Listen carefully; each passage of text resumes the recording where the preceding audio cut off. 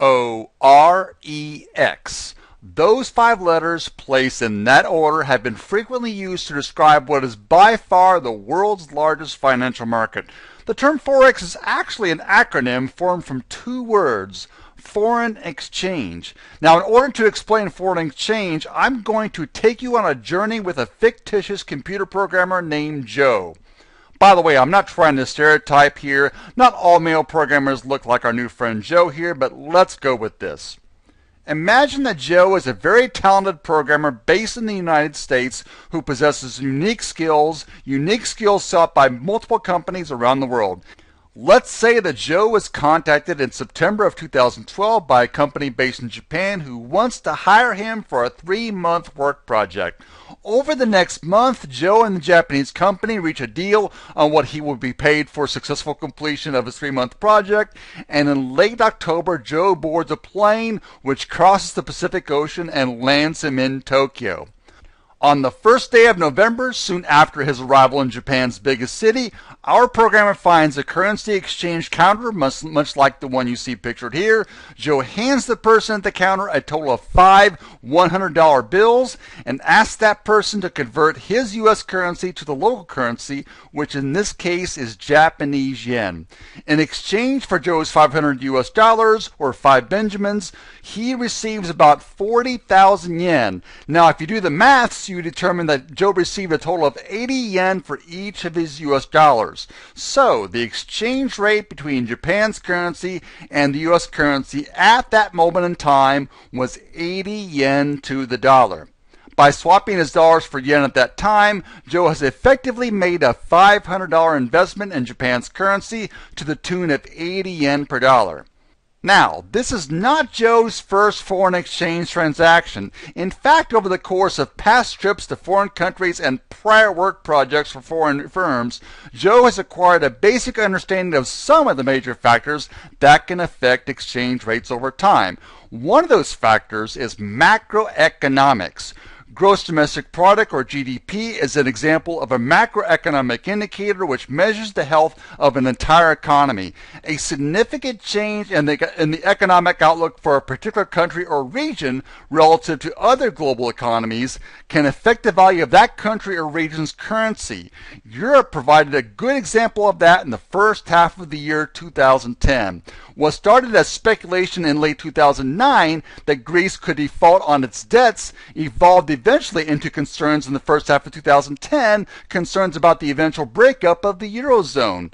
At the time, many believed that a Eurozone breakup, if it were to occur, would tip the continent into deep recession, perhaps even an economic depression. Global investors pulled money out of parts of the Eurozone at that time in the first half of 2010, and large speculators such as hedge funds began shorting the euro, that's Europe's common currency. While working on a project for a German auto manufacturer during the first half of 2010, Joe saw the exchange rate for the euro against the US dollar drop by 20%. In April of the following year, Joe received a request to add new features to a software program he had previously built for a former client based in Brazil in early 2009. As Joe boarded a flight to Brazil in mid-April of 2011, he recalled exchanging $500 US for 1,200 Brazilian reais at the Rio airport the last time he visited that country in March of 2009. Now, soon after Joe landed in Rio in April 2011, he handed $500 US to the person at the currency exchange counter, and needless to say, Joe was rather shocked to receive just 800 reais for his $500 US. The so-called greenback had fallen by a third against Brazil's currency during the 2 years he had been away from the South American country. One of the major stories behind the appreciation in Brazil's currency during that 2-year period was the country's high interest rates. The prices of most Brazilian goods and services were rising rapidly at that time. This is early 2011, leaving the country's central bank with little choice but to raise interest rates to tame inflation.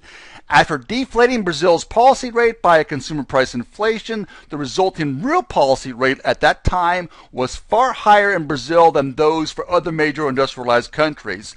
Brazilian government bonds thus became more attractive to some global investors than even bonds from the United States, where yields, that is, the yields in the U.S., had been suppressed by a bond buying program called quantitative easing, or QE, first announced by America's central bank, that's the Federal Reserve, in late 2008.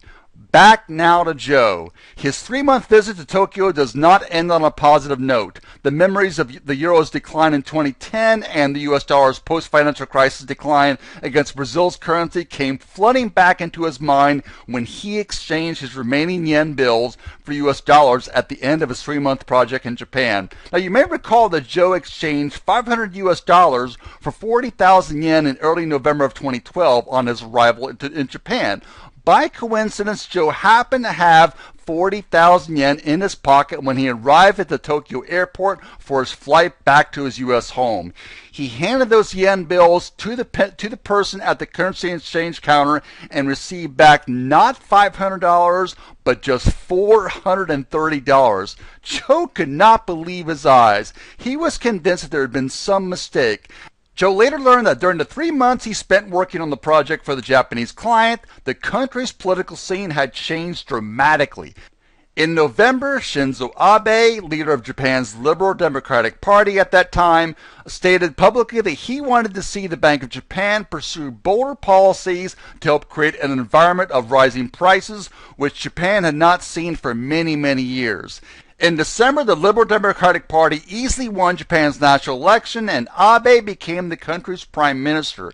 And as Joe was about to board his U.S.-bound plane in Tokyo, the market was still awaiting the prime minister's nomination for the central bank's new governor, and yet large speculators such as hedge funds had already shifted heavily into short yen positions in anticipation that the new Bank of Japan governor would eventually orchestrate more aggressive easing measures such as massive government bond purchases. The dramatic shift in sentiment against Japan's currency lifted the dollar-yen exchange rate above 92 yen by the last day in January. Our story ends with Joe. As he drifted to sleep while his plane rose over the Pacific Ocean, a thought crossed his mind. Perhaps he should learn to trade the Forex market so that he could profit from at least some of the future moves in exchange rates.